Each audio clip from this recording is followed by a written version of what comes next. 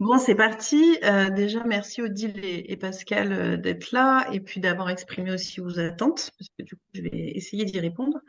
Donc moi, Anne Daricade, je travaille chez Ardis Group, donc qui est une société de services numériques, pour faire simple. Je vous la présenterai un petit peu tout à l'heure. Depuis 23 ans, donc j'ai co-créé une filiale en 2000 sur le conseil, donc qui s'appelait Ardis Conseil. Mon métier, c'est d'être consultante à la base. Donc consultante et assez vite, je suis partie sur le métier d'accompagnatrice du changement. Donc voilà, Pascal, déjà, ça Hmm. va être un sujet que je vais aborder puisque, alors pourquoi je parle de ça? Ça a beaucoup de sens dans ce que je fais aujourd'hui. Donc d'avoir été 15 ans, 20 ans consultante, d'avoir monté l'offre d'accompagnement au changement, d'avoir fait des grosses missions chez des clients qui avaient des gros sujets de transformation, ça m'a beaucoup, ça me porte aujourd'hui, ça me sert beaucoup dans la démarche de la RSE puisque c'est une démarche de transformation avant tout. Donc voilà, j'ai fait ça pendant longtemps, 20 ans.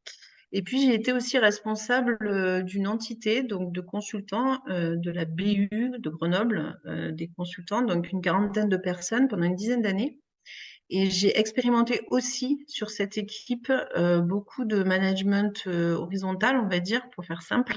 On pourrait l'appeler de plein d'autres manières. Mais j'ai expérimenté déjà beaucoup de choses et notamment l'intelligence collective qui a été pour nous, évidemment, qui a suivi notre culture d'entreprise, etc. Enfin, de notre, en tout cas de notre équipe et qui est aujourd'hui un des outils aussi de la RSE. Très, très fort, en fait. La RSE, c'est particulièrement un sujet qu'on ne peut pas faire tout seul dans notre coin, Odile. Euh, avec le dirigeant qui dit bah, la RSE, ça va être ça. Non, ça marche pas comme ça marche vraiment collectivement et le ensemble est extrêmement important. Vous allez le retrouver dans toute ma présentation. Je suis nourrie par ça. Qu'est-ce qui s'est passé pour la petite histoire? C'est que moi, je me suis pris le film Demain sur le coin du visage en 2016. Ça m'a complètement chamboulée, transformée moi-même dans mes actions, dans ma prise de conscience déjà voilà, de l'impact qu'on pouvait avoir sur la planète, mais dans la société en général, des choix qu'on pouvait faire à titre individuel. Donc c'est quelque chose sur lequel je suis partie, bille en tête, toute seule, avec ma famille, etc., mes amis éventuellement. Et puis assez vite, je me suis essoufflée hein, comme un petit colibri. La légende du colibri, elle est intéressante, mais elle a sa propre limite. Et du coup, j'ai voulu impacter beaucoup plus fortement. Et ce que j'ai tout de suite, assez vite compris, c'est que j'avais un terrain de jeu qui était 1500 personnes, Hardis Group, que c'était un super terrain de jeu parce que justement, c'était une entreprise qui était bah voilà, comme toutes les autres entreprises, avec une culture d'entreprise de croissance, avec une culture d'entreprise où il faut être rentable, il faut être surtout en croissance pour survivre, avec cette volonté, ce plaisir de créer des emplois, etc. Donc, je me suis dit, voilà, j'ai un terrain de jeu intéressant à l'intérieur du système. On reviendra après à ça. Hein, c'est notamment l'énergie qu'on déploie dans un système existant à le faire changer versus je pars sur un système from scratch et puis, je crée nativement ce sur quoi j'ai envie enfin, voilà, d'impacter, par exemple. Bon, là, je suis dans un système d'entreprise avec une forte culture d'entreprise plutôt favorable, avec un terrain de jeu plutôt favorable, a priori, on va y revenir. Et du coup, je suis allée voir ma direction. J'ai monté avec une petite équipe. Alors ça, c'est important aussi dans la manière dont ça a été fait. J'ai vraiment rassemblé des gens qui avaient aussi cette envie très forte que notre société fasse sa part. Et du coup, je les ai réunis et on a construit ensemble la vision. C'est-à-dire qu'on s'est dit, OK, on veut faire quoi avec cette entreprise et en quoi on veut qu'elle impacte et comment on va y arriver. Et donc, on a construit tout un argumentaire, une étude préalable quelque part qui était déjà très orientée cœur, trip et un peu de cerveau. Et avec cette présentation, donc on était une petite dizaine à l'époque, avec cette présentation, on est allé voir notre direction. Donc deux dirigeants, un président, un directeur général qui venait de changer puisque notre entreprise Ardis a été transmise, elle a été créée en 84 par le président qui est resté jusqu'à sa retraite et qui a transmis ensuite à deux jeunes entre guillemets, parce qu'ils ont mon âge, la direction de l'entreprise. Donc, ça s'est passé entre 2019 et 2020. Et donc, moi, fin 2020, je rentre d'une année sabbatique. J'ai réussi à transmettre mon agence à mon adjoint. Et j'arrive et je dis, voilà, je voudrais travailler sur ce programme. Et là, j'ai le go de mes deux dirigeants. Donc ça, c'est déjà très fondateur. C'est-à-dire que si à ce moment-là, il m'avait dit, ah, c'est pas le moment, on va pas le faire comme ça, etc., je pense que on aurait vraiment galéré ensuite on aurait fait certainement quelque chose, mais on aurait galéré. Là, le fait d'avoir, donc c'est un premier tips, hein, évidemment, vous imaginez, le fait d'avoir quand même deux dirigeants, enfin les dirigeants qui sont Mm. moteurs dans ce sujet, qui disent OK, on y va, on lance l'étude, bah, ça me paraît primordial. Donc deuxième phase, une fois que ça c'était acquis, c'était le comment. Donc première chose qu'on a fait, c'est qu'on est allé, Anne, excuse-moi, Anne. Donc, en fait, quand vous êtes allé les voir, tu as pas dit go, on fait de la RSE, mais je comprends que c'était plutôt go, on fait une étude pour mettre en place de la RSE, c'est ça? Non, c'était go, on fait la RSE. Ah, d'accord. L'argument, Ok. c'était on souhaite, on est une dizaine de personnes. J'y suis allée seule parce que, voilà, pour pas, Mm, enfin, il y avait 10 personnes, mais je les ai tous nommés. mm, Voilà, il y avait des gens qui étaient un peu dans toutes les mm. directions et toutes les strates de Dardis, donc ça crée aussi une légitimité. Et je suis allée leur dire, on veut faire notre part comme D'accord. collaborateur d'Ardis Group et on aimerait que notre compagnie fasse sa part. Et on D'accord. veut Ok. accompagner ça, on est prêt à l'accompagner, etc., etc. Ok. Donc, ils nous ont dit bingo et ils nous ont dit surtout, bon, maintenant, il faut embarquer le COMEX. Donc, ça, c'était le deuxième élément fondateur, c'était de dire, on part pas sans le COMEX. C'est-à-dire que oui, on aurait pu et on a vu et on verra assez vite qu'on a fait déjà plein de choses. On est fin 2020, on avait fait des tonnes de trucs concernant la RSE, des petites initiatives, des sujets par-ci, par-là, etc.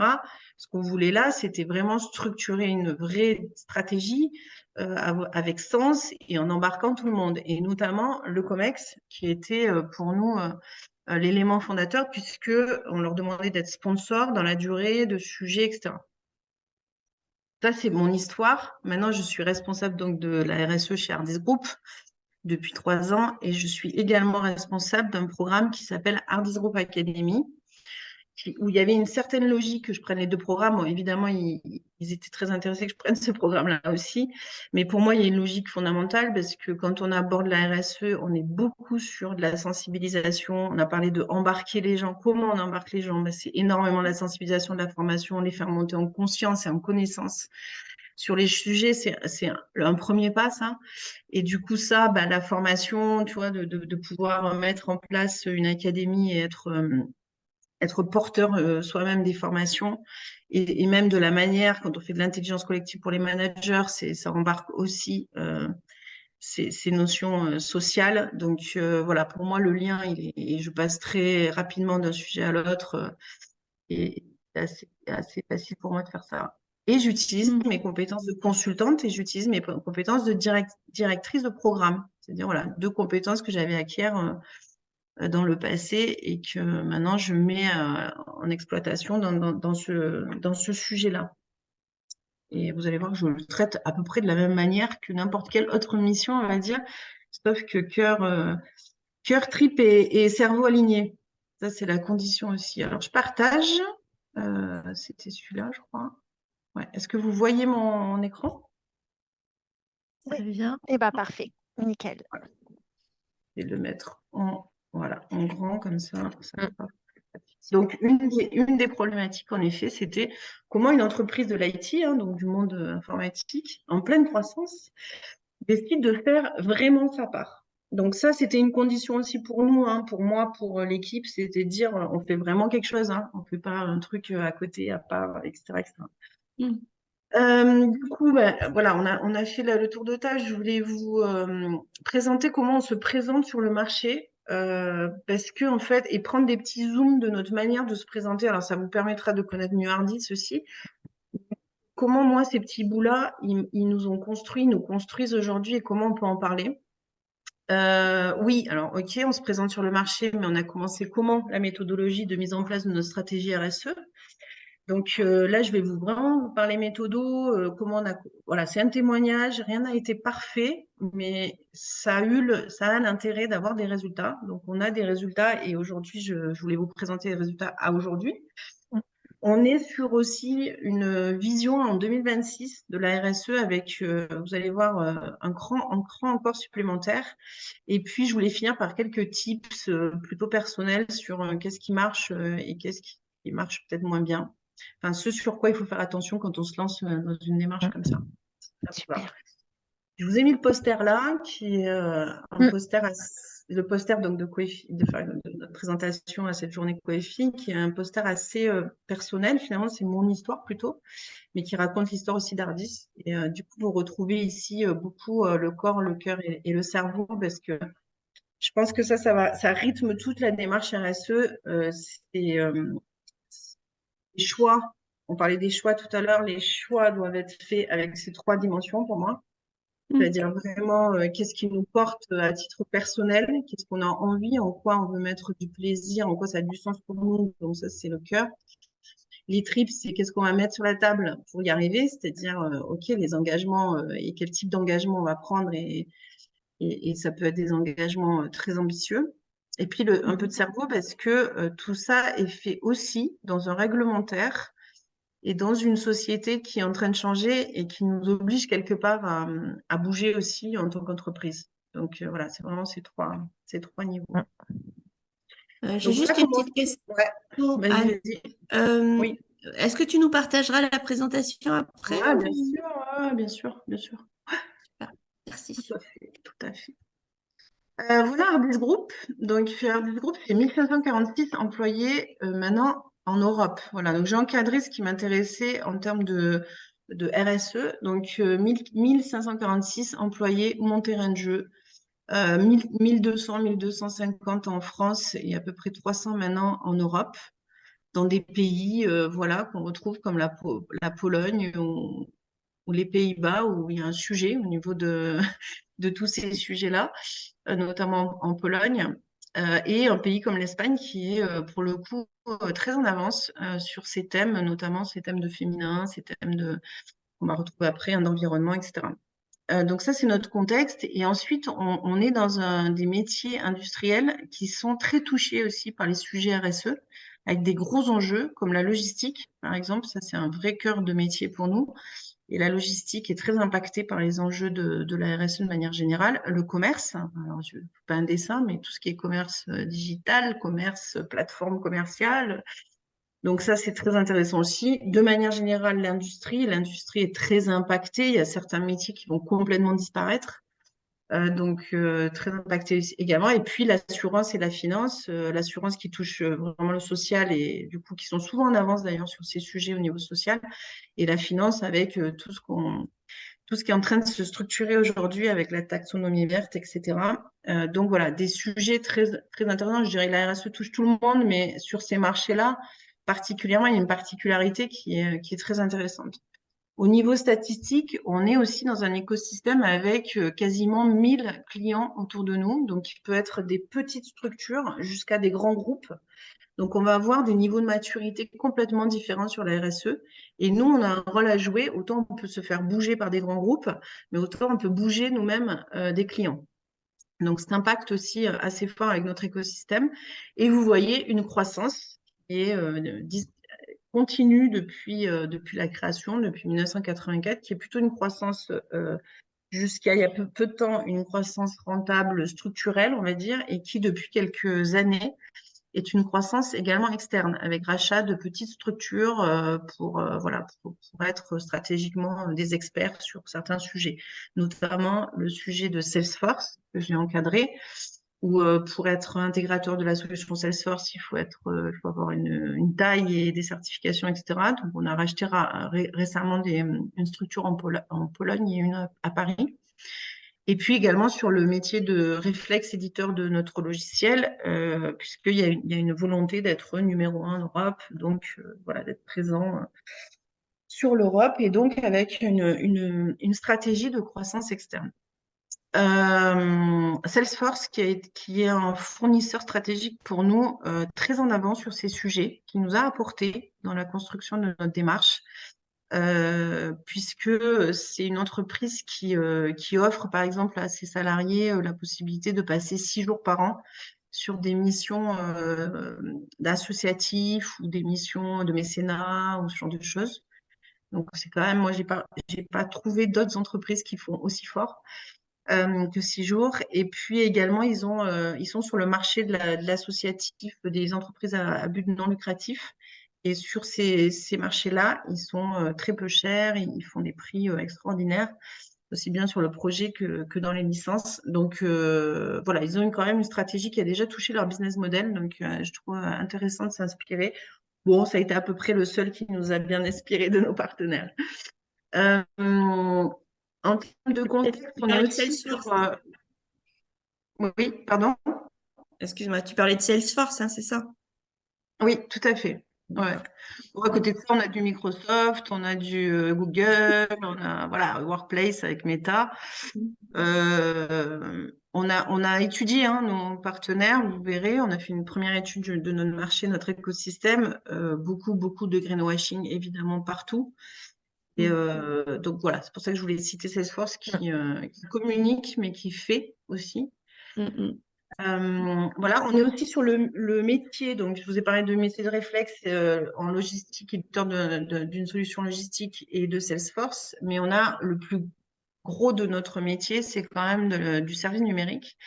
Et donc, avec une problématique forte de numérique responsable. C'est-à-dire, qu'est-ce qu'on propose à nos clients, à notre écosystème, sur le domaine de l'IT, donc sur le cœur de notre métier.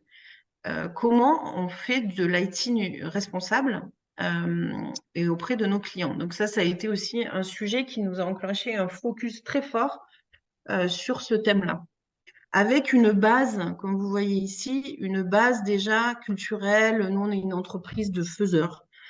On est une entreprise plutôt très portée sur l'humain, la relation, etc. Donc, on avait une base, en fait, déjà dans cette entreprise de prise de, comment dire, c'est assez facile à se dire que la RSE, chez nous, il fallait qu'on la vive, qu'on la fasse, avant même d'aller chercher des labels, des certifications, etc., ou de la communication externe. Déjà, il y a vraiment cette notion de faire. Nos valeurs, je voulais aussi exprimer des valeurs qui ont été créées il y a bien longtemps, donc elles sont en train d'être revues en ce moment, mais avec des valeurs pour moi qui sont hyper importantes pour construire aussi une RSE. C'est la valeur de confiance. Alors, on peut vivre ça comme quelque chose d'assez basique, les valeurs, sauf que nous, on a vraiment une réflexion à chaque fois pour se dire, OK, est-ce que ces valeurs-là, elles touchent mon programme, par exemple, est-ce qu'il répond à ces valeurs-là? Est-ce qu'il est basé sur ces valeurs-là? Donc ça, c'est un sujet qu'on a eu avec la RSE, c'est-à-dire, OK, comment ça parle, nos valeurs, elles parlent dans notre prochaine démarche RSE. Donc, il y a le côté engagement. Donc, on voulait vraiment s'engager, commitment, s'engager vraiment sur quelque chose de fort, de faisable aussi. Donc, ça, c'est le côté efficacité. On est des pragmatiques, nous, chez Ardis. Donc, il fallait aussi qu'on puisse déployer cette démarche de manière réaliste, etc. Voilà. D'où aussi un brin de cerveau et de fichier Excel, surtout. L'innovation, donc tout de suite, on a amené le fait que cette démarche RSE, elle apporte, parce qu'on parle de risques et d'opportunités beaucoup dans ces sujets-là, et on a des opportunités d'innovation, de nouvelles idées, de nouvelles offres, de nouvelles manières de faire.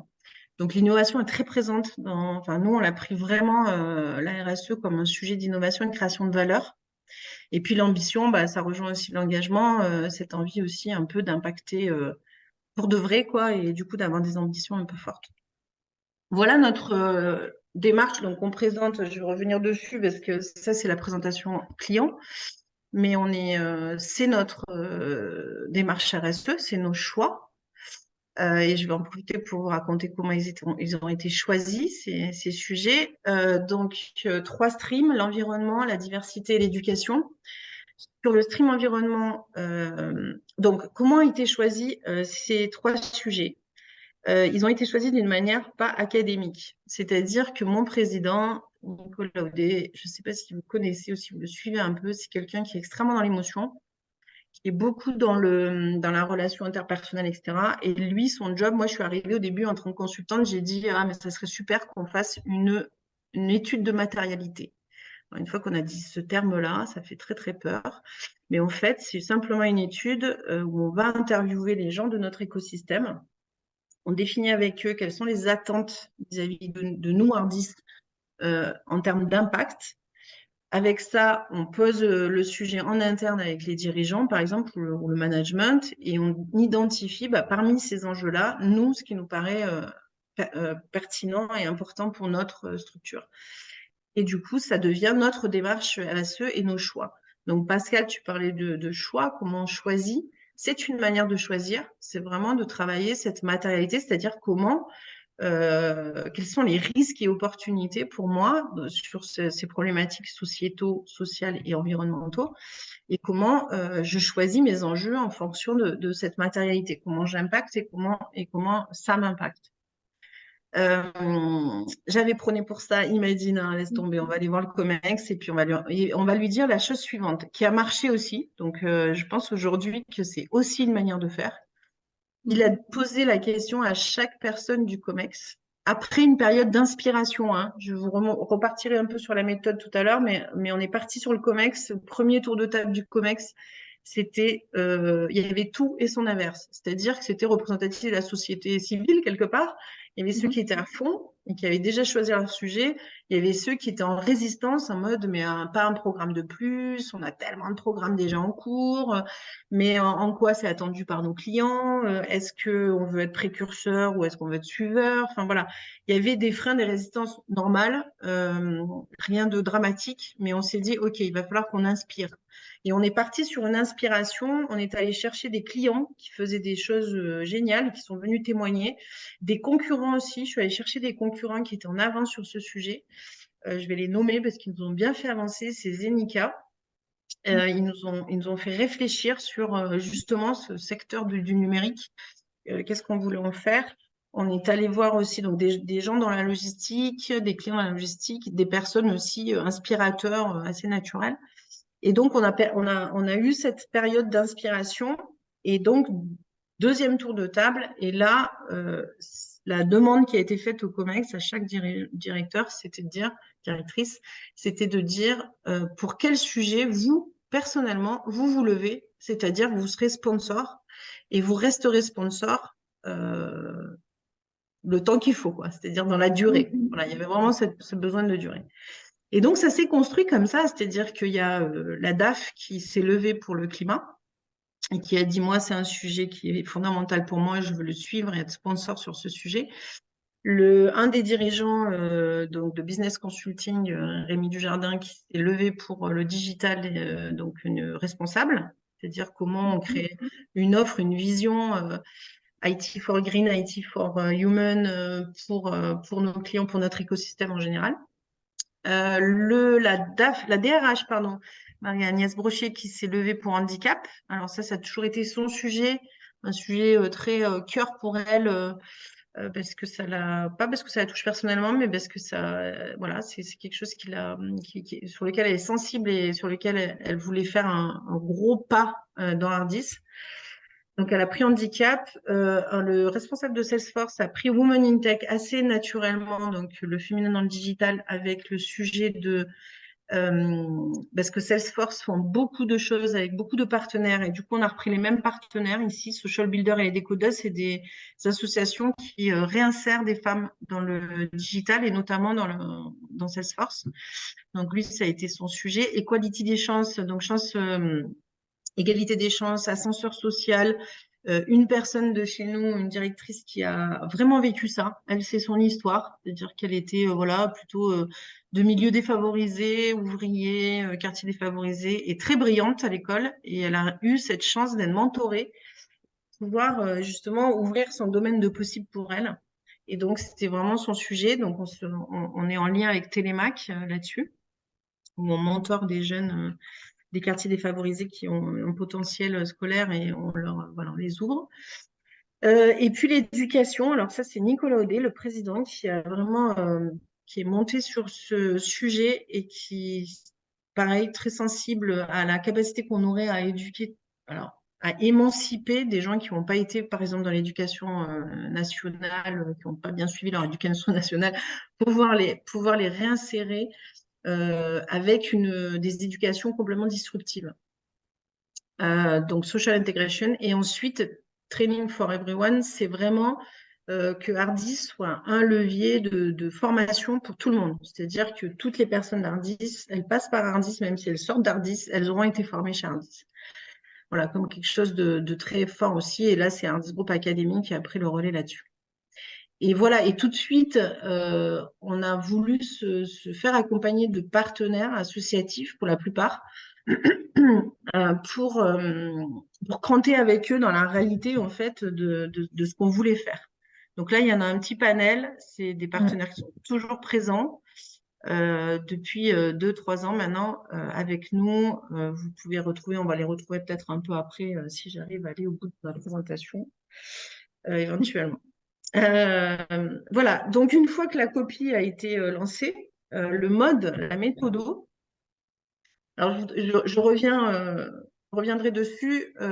Pour finir, on a rajouté pour nos clients, dans notre mission, donc là c'est une mission client, hein, c'est une promesse de valeur pour nos clients, c'est pas une mission d'entreprise, mais on a mis en place aussi ce mot sustainable pour qu'on puisse en parler avec nos clients, pour dire, OK, on veut accompagner votre transformation, mais on veut accompagner votre transformation durable.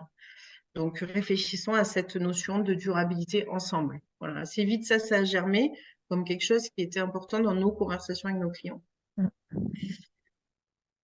Vous avez parlé tout à l'heure en termes d'attente, je vais revenir un peu dans la méthodo maintenant, vous avez parlé en termes d'attente de mais qu'est-ce que c'est cette RSE? J'entends tout et enfin j'entends plein de choses. En effet, on parle souvent d'insertion, d'environnement, des mobilités, etc. Nous, la première chose qu'on a fait, c'est qu'on a défini qu'est-ce que c'était. C'est quoi une RSE, en fait, pour une entreprise? C'est quoi être responsable sociétalement en tant qu'entreprise? Et donc, il y a 3 pans. Donc là, c'est un petit peu théorique. On retrouve ça maintenant partout, hein. Vous pouvez aller chercher des informations. Il y a 3 sujets dans la RSE. Il y a un sujet qui est un sujet social. Donc, c'est ma responsabilité en tant qu'entreprise envers mes salariés. On a rajouté mes anciens salariés, parce qu'il y a quand même un sujet de responsabilité aussi vis-à-vis d'eux, et nos futurs salariés pour intégrer les candidats. On est responsable aussi de la relation qu'on crée avec nos candidats. Donc ça, c'est la partie sociale de la responsabilité. Une deuxième partie qui est une partie sociétale. Des fois, on retrouve le mot économique. Moi, j'aime bien plutôt le mot sociétal. Donc, j'ai une responsabilité envers mon écosystème. Donc, envers, c'est quoi mon écosystème en tant qu'entreprise? C'est mes clients, c'est mes actionnaires, mes fournisseurs, mes partenaires business, mes universités, mon territoire. Donc, ça, c'est une responsabilité aussi en tant qu'entreprise sur ça. Et puis, le troisième, en effet, c'est une responsabilité environnementale. Et là, on est envers la planète, la nature, la biodiversité, le vivant de manière générale. OK? Donc, on a posé ça en disant, nous, on veut avoir une responsabilité envers ces 3 pans. Et ça a un sens collectif, en fait, au-delà d'une entreprise qui peut avoir un sens individuel, de réussite individuelle. Là, c'est vraiment, en tant qu'entreprise, j'ai un sens également qui est un sens collectif. OK ? Le réglementaire, alors c'est quelque chose sur lequel il faut qu'on s'appuie aussi. On a la chance en France, en Europe et en France, d'avoir un réglementaire qui a quand même fait bouger les entreprises, notamment beaucoup les grands groupes. Et maintenant, c'est en train de venir sur des entreprises de moyenne taille. Et ça arrivera aussi sur des petites entreprises. Quand on regarde ce réglementaire de manière positive, on le subit moins. Et du coup, on est plus en train de dire, j'attends ça pour pouvoir cranter des choses et surtout pour toutes les entreprises. Hein, c'est un intérêt quand on regarde au niveau national ou international.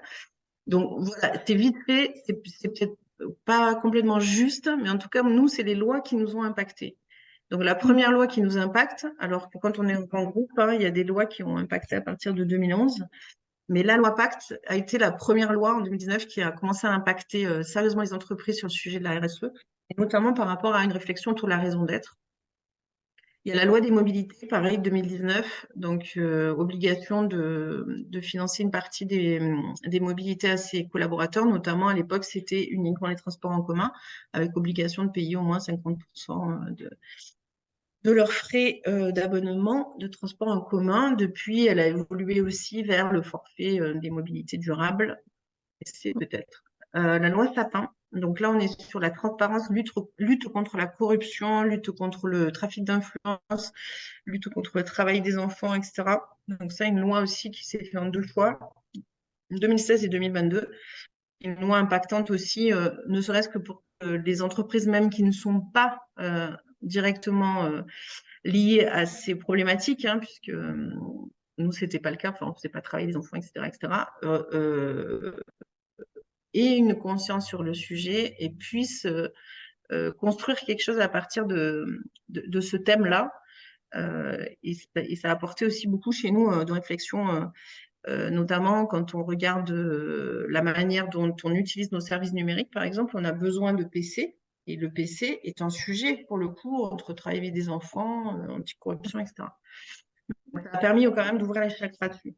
Le bilan carbone, alors ça, c'est une très bonne nouvelle pour moi parce que quand je suis arrivée sur la démarche RSE, on commençait à nous demander de faire notre bilan carbone, en tout cas sur les scopes 1 et 2. Et sinon, on avait une espèce on appelle ça, devait payer une taxe si on ne le faisait pas. Oui. Donc ça, c'était intéressant parce que tout de suite, voilà, ça a été mon premier sujet, c'est comment je fais mon bilan carbone d'entreprise, comment je mesure en fait le bilan carbone de notre entreprise. Nous, on a décidé de faire tous les scopes. Pourquoi? Parce que dans une entreprise de services numériques comme nous, scope 1 et 2 est extrêmement ridicule. Ça représente même pas 6% de notre bilan carbone. Alors que le gros du sujet, c'est ce qu'on appelle le scope 3, c'est-à-dire qu'est-ce que j'ai besoin d'obtenir pour produire mon service. Et du coup, c'est tout ce qui est amont à la production de mon service. Et ensuite, quels sont l'usage et les déchets qu'on peut générer suite à ma production. Donc, le scope 3 était essentiel et on est parti tout de suite là-dessus. Je vais revenir. Le décret d'affaires, donc la loi Elan, qui pour l'instant est un peu balbutiante, qui demande à chaque bâtiment de bureaux, enfin d'entreprises ou d'usines, etc., de réduire drastiquement leur consommation énergétique. Donc, on est sur une baisse de 60% en 2050. Donc, pour vous dire, ça, quand ça va vraiment sortir, ça va être très impactant pour les entreprises positivement. Et puis la DPEF, donc ça, certaines entreprises, on était déjà dedans. Moi, nous, on n'y est pas, en fait, parce qu'on était une SAS. Mais c'est déjà quelque chose que les entreprises font, c'est-à-dire faire leur bilan extra-financier à côté de leur bilan financier. Voilà un peu ce qui est plus proche de nous en termes de loi et qui va être très impactante, c'est dans le numérique. On a 2 lois spécifiques. On a une loi sur tout ce qui est référentiel d'éco-conception. Donc attention au délit d'obsolescence, la taxe de consommation des data centers. Bon, en gros, c'est comment on a l'obligation maintenant de faire de l'éco-conception et d'avoir une stratégie NR.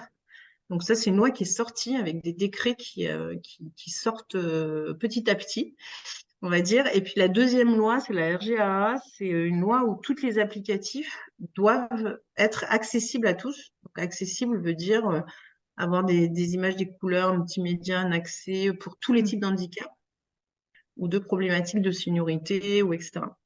Donc ça, cette loi-là, elle va impacter très, très fortement les entreprises puisque toutes les applis devront être usage RGA, tamponné RGA. Et ce n'est pas le cas du tout. Voilà. Un truc qui arrive quand même et qu'il faut que vous ayez conscience, alors je crois que ça va pas toucher encore les écoles, mais ça touche toutes les entreprises européennes. C'est la CSRD, ce qu'on appelle la CSR directive. C'est une loi qui va obliger toutes les entreprises à définir des indicateurs de son secteur, de son entreprise. Donc là, on va parler de double matérialité. Je vais pas vous le faire forcément en théorie aujourd'hui, mais on va aller chercher non seulement comment on impacte nous en tant qu'entreprise, également quels sont les risques sociétales ou planétaires, etc. Donc, on va parler des 7 limites ou des 9 limites planétaires. Comment ces 9 limites impactent mon entreprise et comment c'est un risque pour moi financier et des opportunités financières. Et donc, à partir de là, on va identifier un tas d'indicateurs. Aujourd'hui, il y a 1000 propositions d'indicateurs.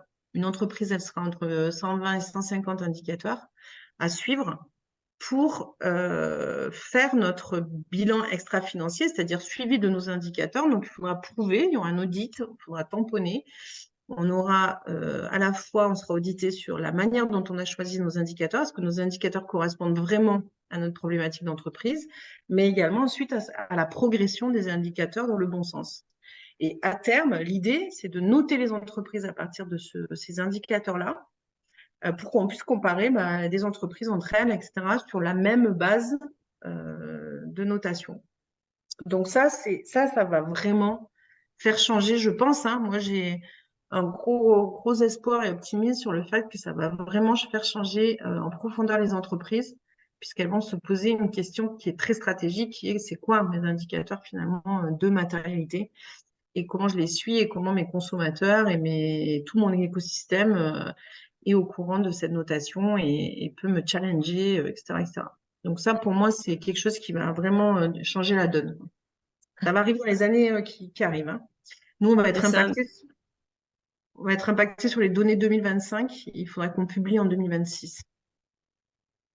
Tu disais, Pascal? Oui, c'est un peu l'équivalent de tout ce qui est normes qualité, ISO, à l'époque où ça a été mis en place, un petit peu. Alors, il y a un ISO qui correspond à la RSE, qui est l'ISO 26001, qui reprend Méthodo et puis également toute la partie RSE, qui cadre la norme de la haute de la RSE. Là, on va aller plus loin. Pour moi, cette CSRD, elle va apporter des notations d'entreprise. Et également une valorisation ou une dévalorisation de l'entreprise, de sa valeur financière. C'est-à-dire que on peut imaginer si pour les entreprises qui ont des investisseurs, l'EBITDA, ça va pouvoir baisser ou augmenter l'EBITDA, par exemple, d'une entreprise, sa valeur d'achat, par exemple, sa valeur d'action, etc., etc. Donc, je trouve encore au-delà, quoi. Bon, qu'est-ce que faire sa part? Je vais un peu accélérer. On s'est posé la question, pourquoi faire sa part? Une entreprise fait sa part. Vous voyez ici, en fait, c'est assez rapide de voir que quand c'est un collectif qui se met à avoir des impacts, à faire des actions pour baisser son impact sociétal ou planétaire, etc., c'est un impact bien plus fort que quand on est sur des individus qui certes ont un impact, mais qui restent relativement faibles. Donc voilà, ça c'était pour convaincre. Pour convaincre, on est allé chercher aussi des raisons de nos collaborateurs, qu'est-ce qu'ils disaient sur ce sujet-là. Donc on avait fait une petite enquête qualitative comme ça. Voilà, il y avait déjà des trucs qui remontaient, ça c'était 2018, et donc il y avait déjà des trucs qui remontaient, qui étaient importants pour les collabs. On est allé chercher faire une veille aussi sur les jeunes, nos candidats, puisqu'on est dans un secteur du numérique qui est très tendu au niveau du recrutement. On a des problèmes pour recruter, c'est-à-dire voilà, il y a moins de CV que d'offres d'emploi. Donc, c'était aussi un argument très fort pour moi, pour le COMEX, de dire il faut qu'on bouge, en fait. Voilà ce que les jeunes attendent de leurs entreprises. Donc, ça, c'est des veilles qu'on avait fait à ce moment-là. Voilà. Et puis, toute une étude sur d'autres écosystèmes. Donc, ça fait partie un peu de la méthode pour moi. C'est d'identifier nos enjeux en tant qu'entreprise. Pourquoi on fait ça? Notre écosystème, qu'est-ce qu'il fait? Alors ça a un impact aussi forcément quand on va voir nos clients, nos concurrents, etc. Ça a un impact sur le COMEX de se dire, OK, on en est où, etc. Et puis, vous verrez, une troisième étape qui est qu'est-ce qu'on fait déjà très bien, en fait. Voilà, de quoi on part et où on veut aller ensuite. Voilà, donc notre écosystème, je vais peut-être pas vous faire toutes les preuves, mais on est allé voir nos clients. Donc, on a identifié que, par exemple, FM Logistique, dans la logistique, c'était celui qui faisait un super boulot pour de vrai. La Poste, alors le groupe La Poste, pour moi, c'est un un vrai groupe qui a démarré tous ces sujets et qui s'y tient et qui le font avec sens. Voilà, pour vous faire très simple, nos partenaires, bon, voilà, Salesforce notamment, c'est là où on a remonté que Salesforce était vraiment une boîte intéressante. Nos concurrents sont en avance. Alors, ils parlaient beaucoup. Je dirais que c'est vraiment Zenica qui nous a le plus inspiré dans ce qu'il faisait. Puis il y avait après des petites boîtes de conseil aussi qui étaient bien en avance, comme Davinson ou Octo. Mais sinon, beaucoup de greenwashing sur des groupes. Voilà. Des études, alors, c'est assez étonnant parce que nous, on travaille habituellement, on avait beaucoup l'habitude de s'inspirer des études Gartner, qui est une entreprise qui monte des études des marchés, des prospectives, etc., mais américaines. Donc, sur le milieu du Green IT, les Américains sont très, très en retard. On est allé chercher un peu sur Internet ce qui se disait plutôt en France et ou en Europe. Et voilà, en 2020, franchement, c'était pas gagné. Il y avait cette idée qu'on allait tous arriver vers ces sujets, co-conception, etc. Mais on avait assez peu de clients qui venaient nous solliciter. Le marché n'était pas mature du tout. Alors, je dis pas qu'il est complètement mature aujourd'hui, mais en tout cas, ça commence un peu à frémir. Là où en 2020, c'était encore franchement pas un gros sujet.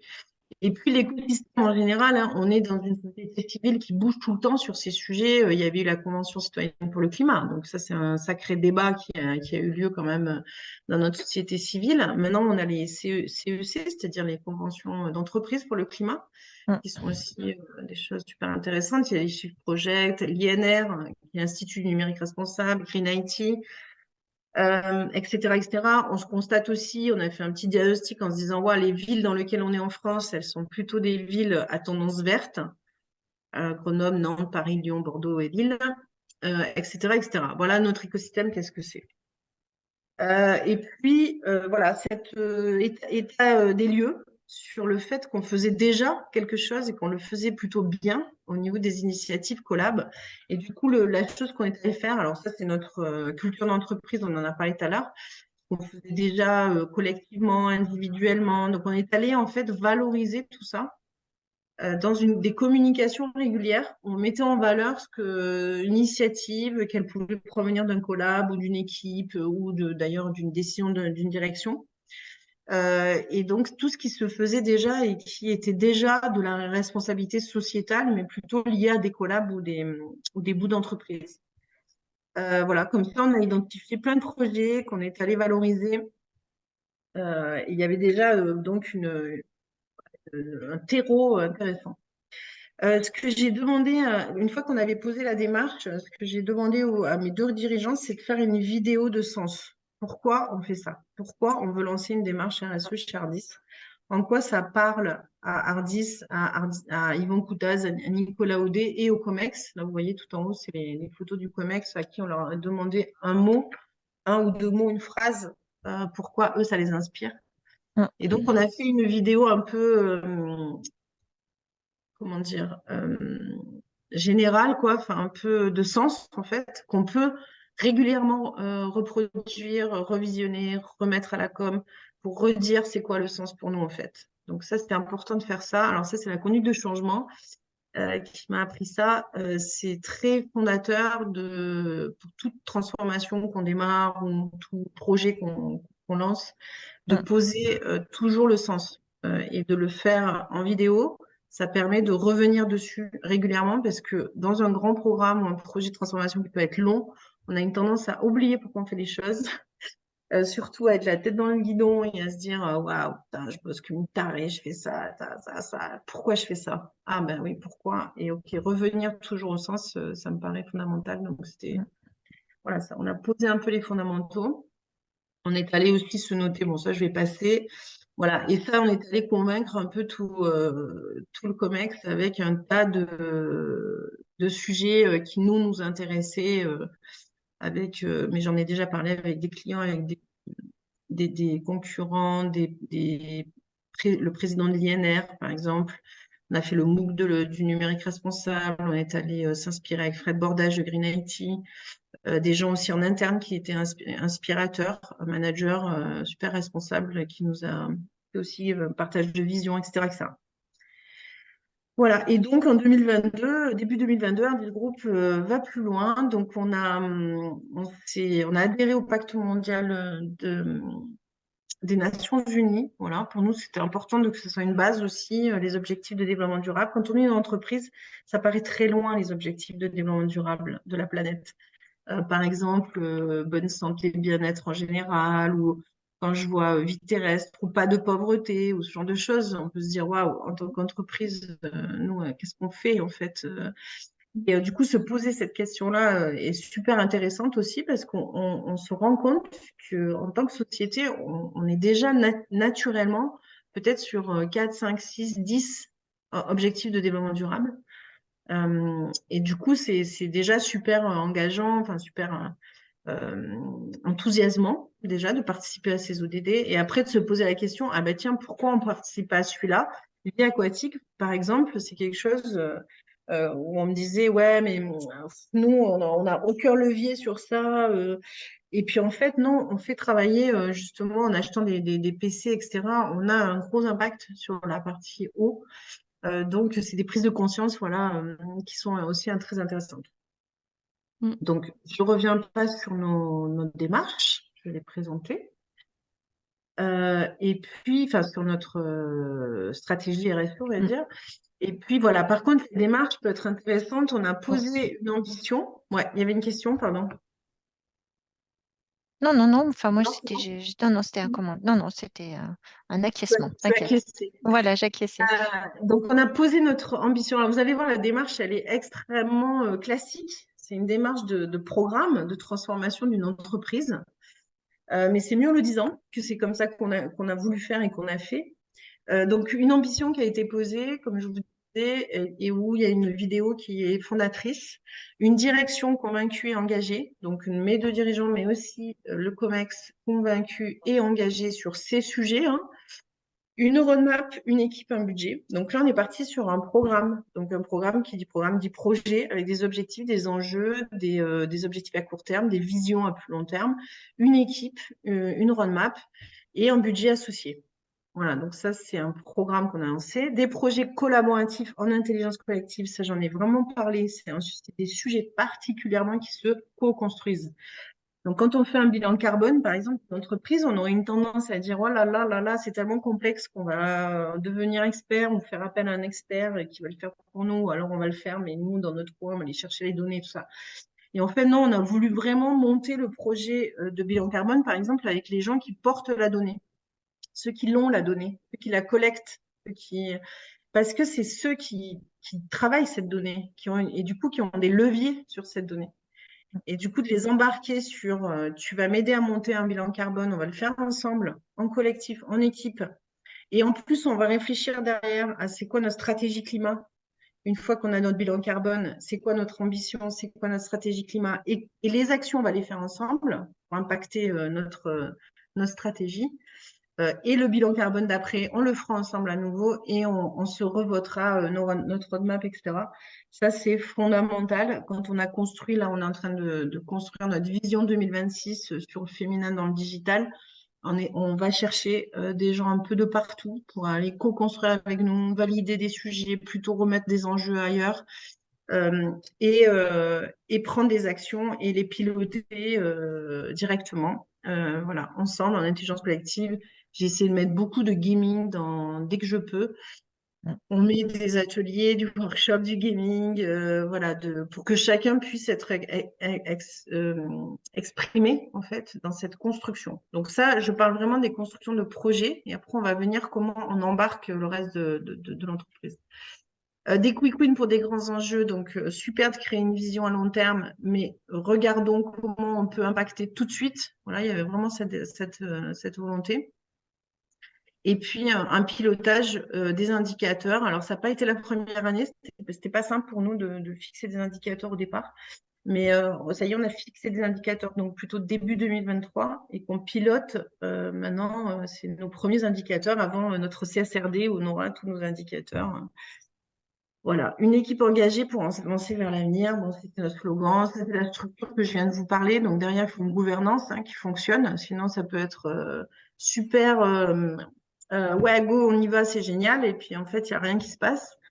Donc j'ai le COMEX RSE tous les trimestres pendant 2 heures où on parle de tout, budget, décision, choix, pourquoi on déploie, aidez-nous à déployer, etc. Un comité environnement qui est composé d'actions climat et numérique responsable. Ensuite, 3 projets, féminin, digital, handicap, mentorat. Et puis 3 projets d'éducation avec l'école 42. On a fait un focus avec ce partenariat-là, mais là, on est en train un peu de changer. Et nos partenariats écoles, qui sont on a construit une vraie stratégie avec nos écoles pour aller vers le sens de la RSE aussi ensemble. Et puis Ardiscope Academy, et des manières d'impacter. Donc, c'est là où on retrouve comment embarquer les collaborateurs. Donc, nous, on a monté différents types de rôles, des rôles où on valorise des initiatives. Comme on l'a dit tout à l'heure, il y avait déjà tout un tas de gens qui avaient fait plein de choses. Donc, on a remis du sens sur l'initiative en disant, ben voilà, ça a un sens sociétal ou social ou environnemental. Leur contribution dans les projets, on en a parlé. On a construit des équipes climat par site géographique. Donc ça, très vite, on s'est rendu compte que c'était primordial, en fait, qu'un site ne peut pas être géré de la même manière que notre site. On n'a pas du tout les mêmes problématiques. Par exemple, sur Cessiné, nous, on a le tram, mais il est assez loin. On a des parkings, donc beaucoup de gens viennent en voiture. Là où à Presqu'île, par exemple, pour ne citer que ces deux-là, on est sur du transport en commun, quasi 100%, on n'a pas de place de parking, très peu. On n'a pas du tout les mêmes comportements et du coup, pas du tout les mêmes problématiques, même de restauration, donc de déchets, d'énergie du bâtiment, et pas du tout foutu pareil, etc., etc. Donc, on a voulu sensibiliser et responsabiliser des équipes sur les sites. Donc, ça, c'était vraiment sur volontariat. Et on a maintenant une équipe par site en national et on en a une en Pologne. Donc, on va retrouver tous ces sujets avec eux, quoi. Même la gestion des déchets, etc. Des ambassadeurs sur le numérique responsable, c'est des personnes qui sont sensibilisées à l'avance sur ces sujets, formées, inspirées, etc., et qui eux-mêmes peuvent porter des missions directement chez les clients, mais aussi sensibiliser les autres, etc. Et puis l'anti-ambassadeur, c'est une personne qui est particulière. On a lancé une politique handicap et du coup, elle porte cette politique au niveau également local, avec une responsabilité particulière de relais, d'accueil, d'intégration, etc., d'une personne en situation de handicap. Voilà en gros les manières de contribuer. Après, on a plein d'autres manières. Alors, on s'est engagé, on dépote. En ce moment, on est en train de dépoter là, les projets. On suit nos indicateurs et on part sur l'international. L'idée, c'était de consolider en 2025. En fait, on va consolider en 2026, puisque c'est notre stratégie d'entreprise qui a été reportée en 2026, et avec une vision là. Et sachant qu'on va faire un bilan carbone, le 3e bilan carbone en 2025, donc on aura de quoi consolider en 2026. Voilà, bilan carbone, stratégie climat. Voilà notre bilan carbone d'entreprise. Là, je rentre un peu dans les résultats, c'est-à-dire concrètement.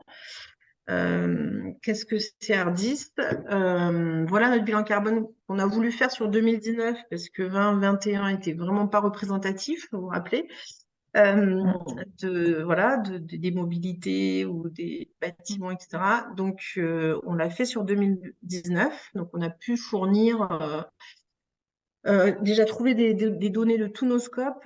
Donc, ça a été un projet qu'on a fait avec un partenaire qui s'appelle WeCount et qui est assez génial parce qu'il crée une promotion d'entreprises, plusieurs entreprises, et on a plusieurs inspirations. On a des gens qui viennent nous parler des sujets pour nous faire monter en compétences. Donc, on monte en compétences ensemble avec plusieurs entreprises et on fait notre bilan carbone en 3 mois, on l'a fait. Et ensuite, on fait une stratégie climat. Et donc, on l'a fait sur tous nos scopes et vous voyez qu'en 2019, ça représentait à peu près 7 tonnes de CO2 par salarié. Avec des problématiques qui ont tout de suite été identifiées. Vous voyez, déplacement, domicile, travail. Alors, les achats, on n'a pas beaucoup la main dessus, mais c'était tout de suite politique achat, sensibilisation de nos fournisseurs, qui puissent nous donner des tonnes de CO2 aussi, donc faire leur bilan carbone pour nous donner des dimensions plus précises, parce que là, quand tu sais rien, tu es en ratio monétaire et du coup, l'ADEME associe un facteur d'émission en ratio monétaire, mais c'est pas très précis.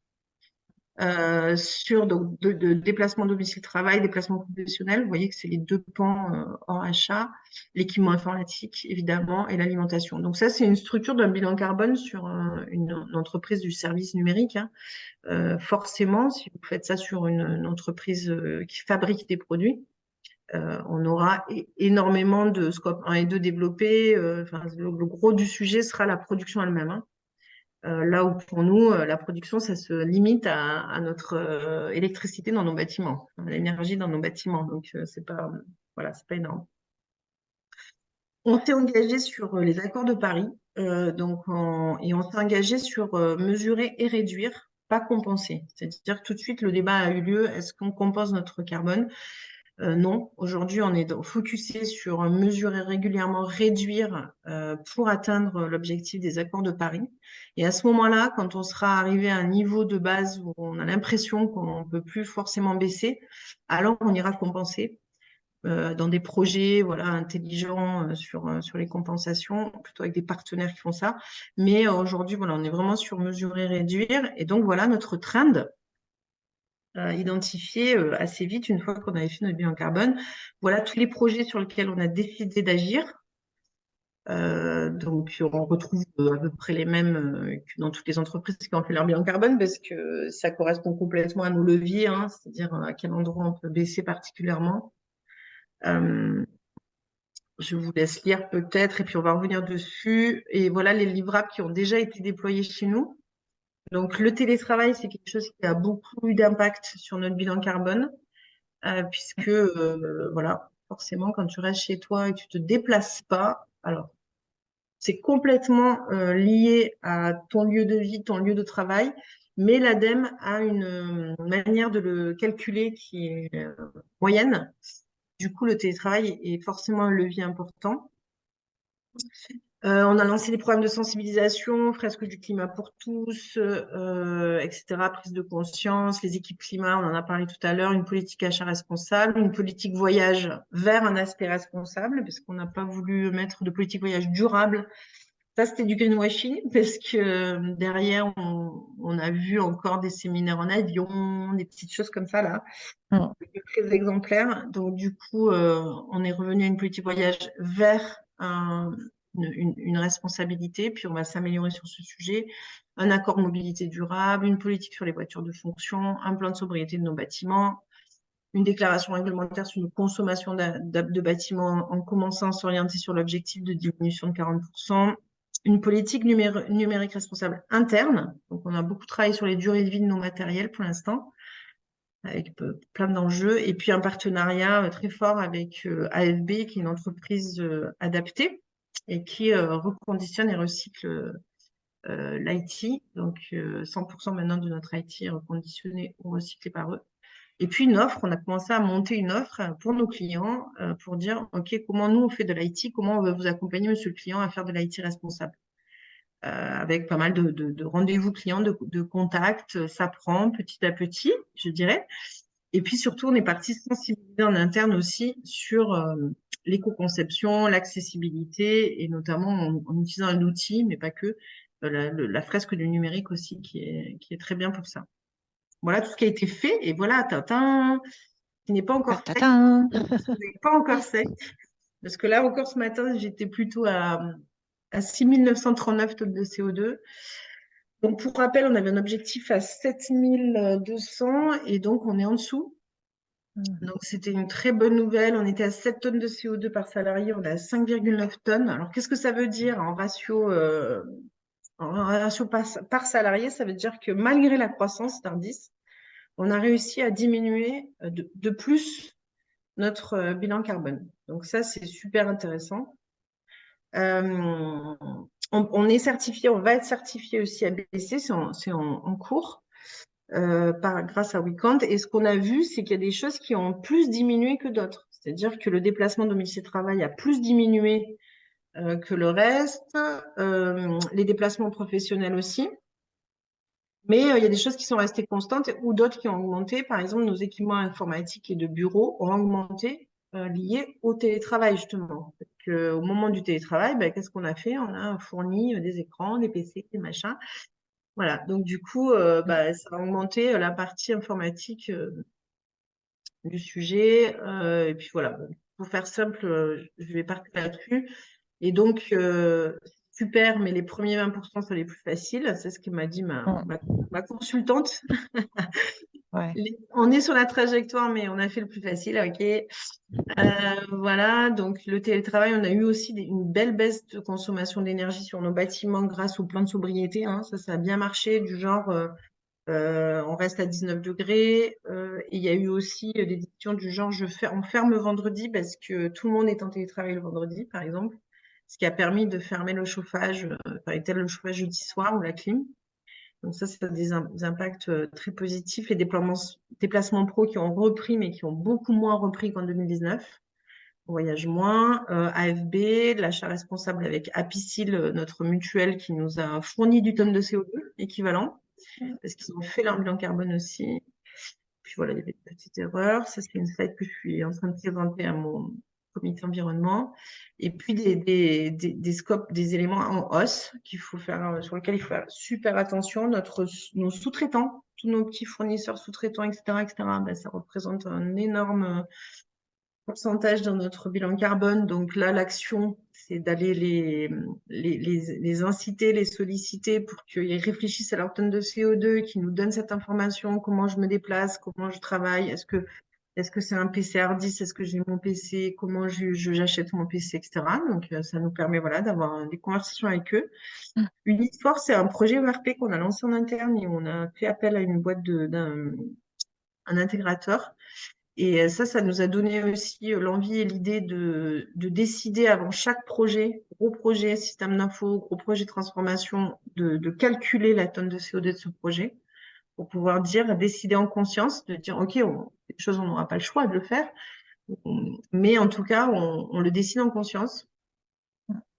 Sur nos bâtiments, il y a plein d'améliorations à faire. On a encore trop de surface. On a des surfaces qui sont dormantes. Qu'est-ce qu'on en fait de ces surfaces-là, etc. Voilà, il y a tout un travail à faire sur nos bâtiments.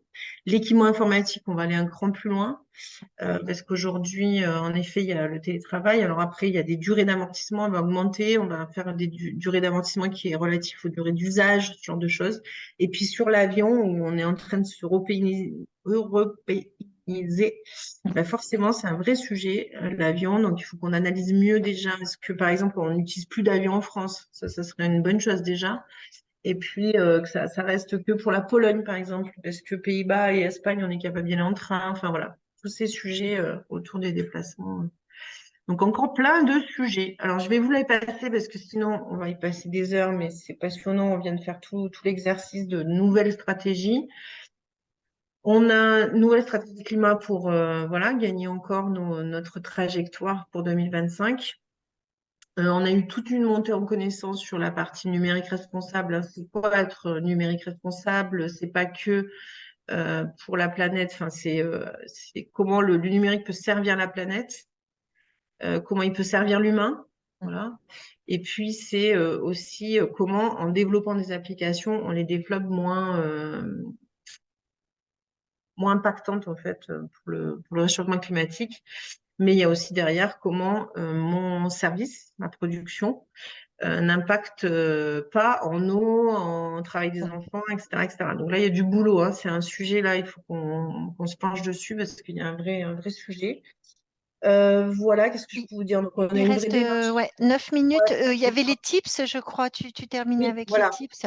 Voilà, donc sur diversité, sur tous les chantiers, on a posé nos indicateurs qu'on voulait et après on suit nos indicateurs, on a des projets avec des gens qu'on voit régulièrement qui travaillent sur ce projet et donc on avance, on crante, on sort des politiques handicap par exemple, hein.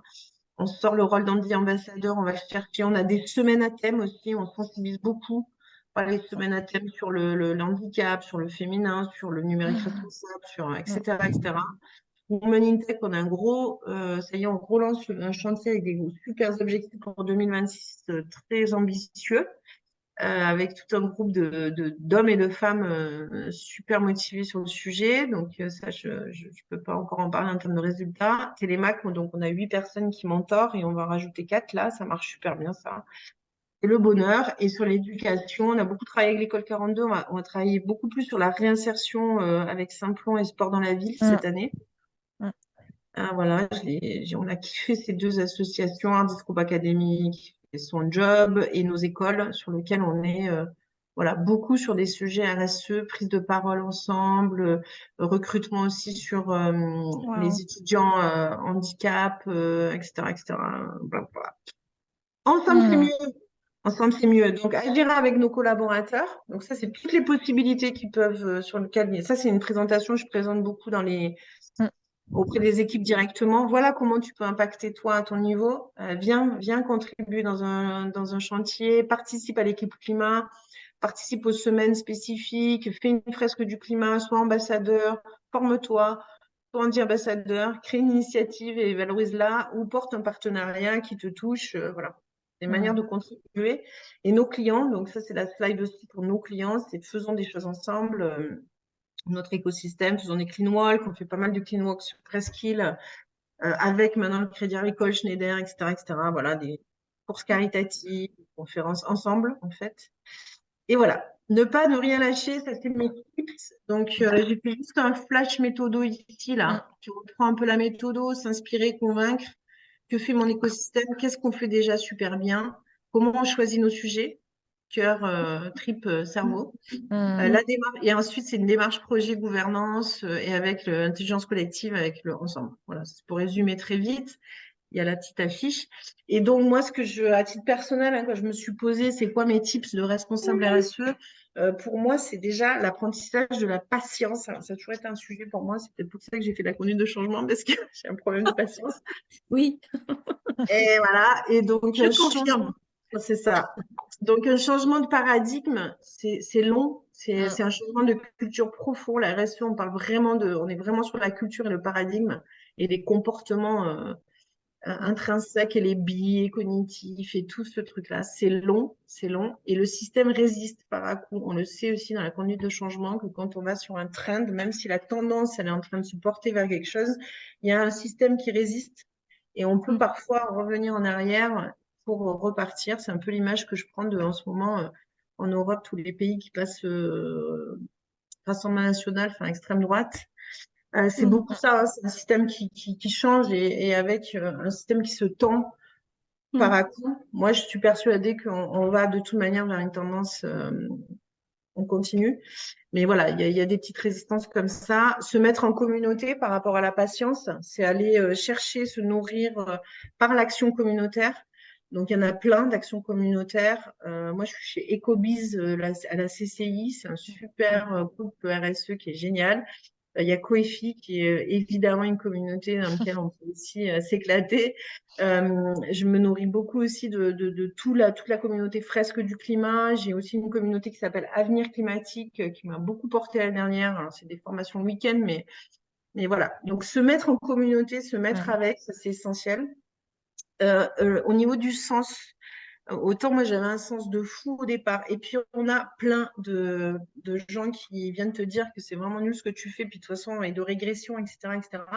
Et le sens entre être dans une entreprise, dans le système et faire bouger un système existant, ou alors cette envie de partir vers la nouvelle économie avec des gens entre soi et aller faire vite des choses, etc., mais qui toucheront beaucoup moins de gens.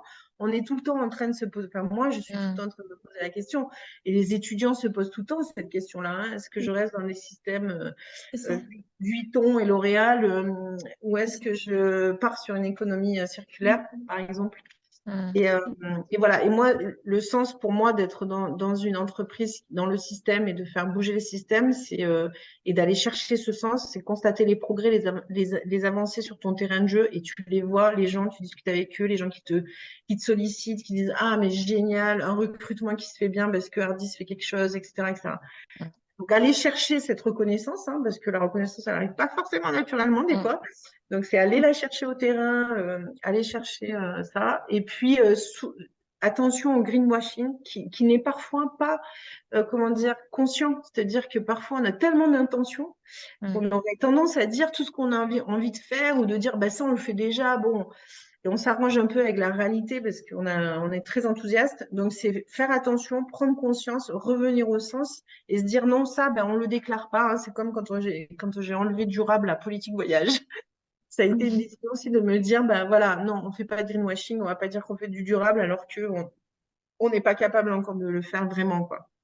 Donc, mais c'est prendre conscience, être bienveillant et revenir au sens et pour ne pas faire de greenwashing. Et puis ne pas s'épuiser, s'appuyer sur une équipe, ça c'est vraiment un vrai problème de gens qui sont dans l'engagement comme ça. C'est que moi j'avais le sentiment que plus j'en faisais, plus ça avait avoir un impact. Donc tu ne t'arrêtes jamais en fait. Il est 22 heures, tu es encore en train de bosser.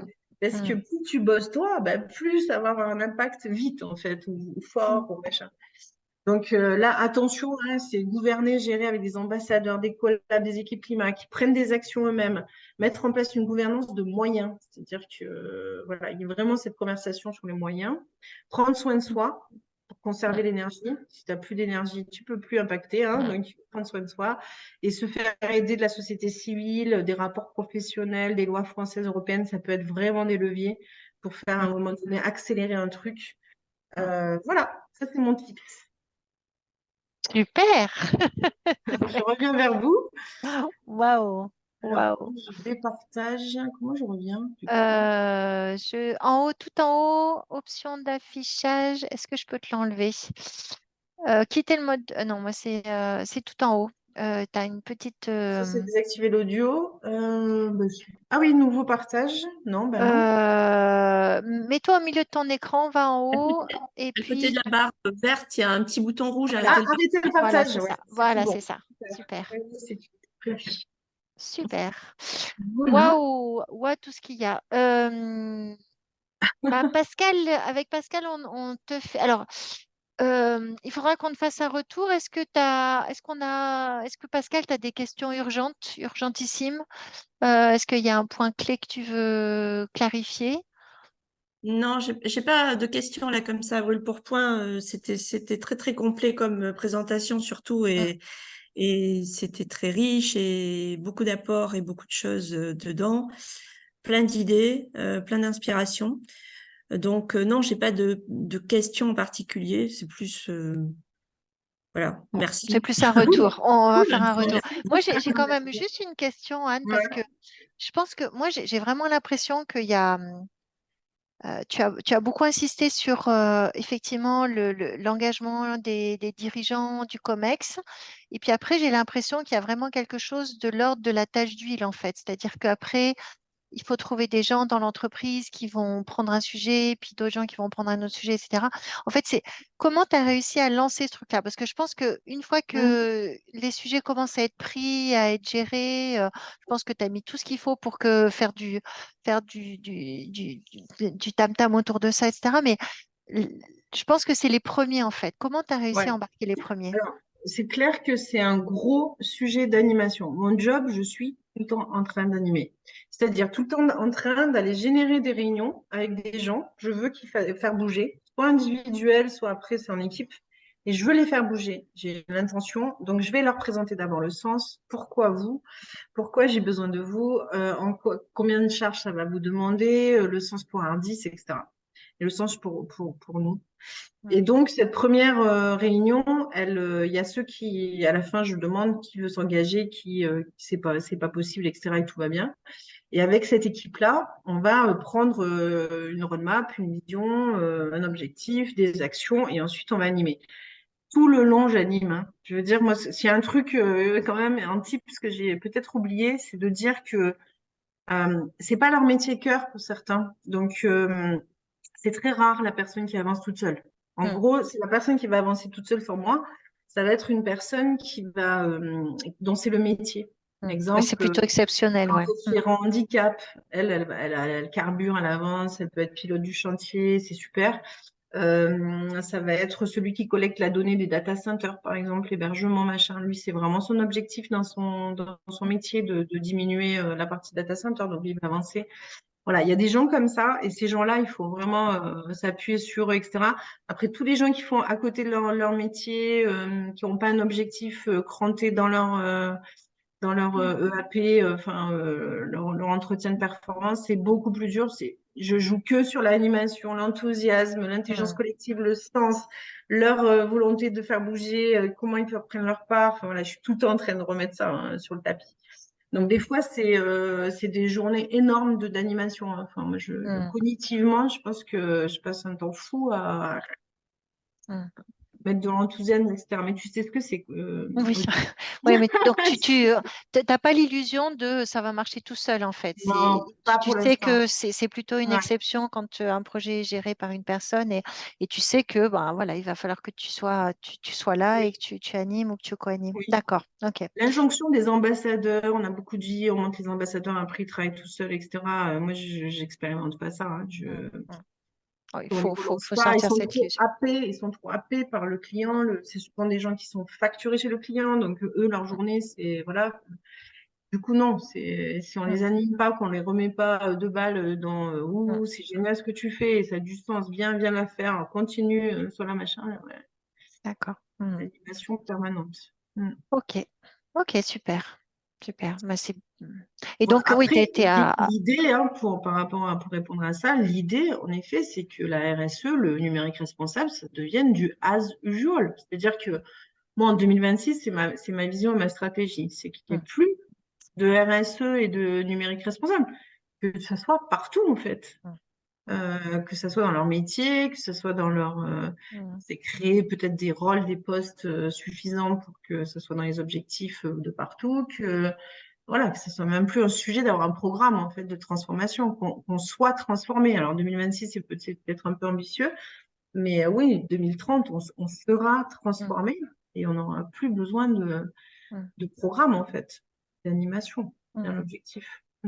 Oui, c'est ce qui te permet d'accepter d'être à 300% sur ces animations, Oui, ces machins, etc. Parce qu'il y a cette ambition en se disant, bon, ben voilà, oui, ça va durer un temps, mais on est obligé de passer par là de toute oui, façon. ouais, je pense aussi. Ouais. D'accord, d'accord. Ok, super. Je vois l'heure qui tourne, il nous Oui, reste 5 minutes.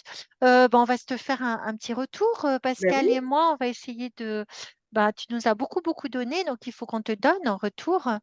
Euh, Qu'est-ce qu'on retient? Qu'est-ce que je retiens? Bah, je vais commencer, Pascal, puis tu compléteras ou tu veux commencer? D'accord, ça marche, ça me va. Euh, Moi, ce que je retiens, c'est moi, je trouve que, enfin, ce que je retiens, c'est d'abord, c'est la multitude. Enfin, moi, je m'attendais pas qu'il y ait autant de choses, en fait. Moi, je trouve ça impressionnant, tout ce que tu as réussi à lancer ou faire initier, etc. Enfin, je trouve ça énorme. Je m'attendais pas du tout à ça. Je pensais il y avait trois, quatre programmes et puis on s'arrête là. Donc, franchement, euh, voilà, c'est le premier point. Ce que je retiens, c'est ta démarche très simple en fait. Tu l'as finalisé, enfin, dans un de tes derniers slides où il y a les tips, je crois que tu as rappelé la démarche. Donc, elle est très simple. C'est effectivement une démarche de changement et enfin, moi, je trouve ça me paraît tout à fait. Enfin, je connais, je reconnais. Et ce que je reconnais, enfin, ce que je souligne particulièrement, c'est cette espèce de veille très large que tu as faite, en fait. Moi, je trouve ça super pertinent. Je pense que ça a dû beaucoup te nourrir, ça a dû Ouais. beaucoup t'aider de faire cette veille à l'extérieur, chez les concurrents, chez les clients. Et je pense que ça, moi, en tout cas, je le prends vraiment comme un enseignement de mon côté, je pense que je ne fais pas assez, ou j'irai, mais il faut le dire à personne, mais je pense qu'on ne le fait pas assez. En tout cas, c'est difficile de prendre du temps par rapport à ça, et je pense que Oui. tu as vraiment réussi à faire ça. Et puis, ce que tu viens de dire à la fin, là, je trouve que d'avoir cette espèce de conscience et de se dire, bon voilà, je donne beaucoup, c'est illusoire de penser que ça va, malgré tout ce que je peux faire, que 80% des projets vont être gérés tout seuls, c'est pas vrai. J'accepte pendant un certain temps, effectivement, d'être en co-animation, en soutien de toutes ces initiatives, parce que on a cette ambition et visiblement, tu as ou vous avez construit votre stratégie comme ça, en fait, ça passe dans les mœurs, c'est que ça soit évident, quoi. Mais de se dire, peut-être pas dans l'illusion, ça va se faire tout seul. Il suffit que je trouve les 2-3 personnes et puis je vais pouvoir faire autre chose, quoi. Donc, ouais, voilà. Donc, je retiens ces éléments-là. Et puis je retiens ton enthousiasme. Et je pense qu'il faut vraiment quelqu'un qui porte dans les tripes. Tu parlais ça Oui. de cœur trip. Et ça, je pense que ça, enfin, je pense que quelqu'un d'autre Cannes, ça fonctionnerait différemment. Et je pense que voilà, d'oser fonctionner avec ses tripes et de le dire aussi clairement, je trouve que c'est super important. Et je pense Oui. que c'est un sacré levier. Voilà, bah, en tout cas, merci pour tout ça. Merci Pascal, qu'est-ce que beaucoup, tu dis, Odile. toi? Que rajouter de plus? Oui, merci énormément encore. Beaucoup d'énergie, beaucoup d'enthousiasme, plein d'idées, d'inspiration, comme je disais tout à l'heure.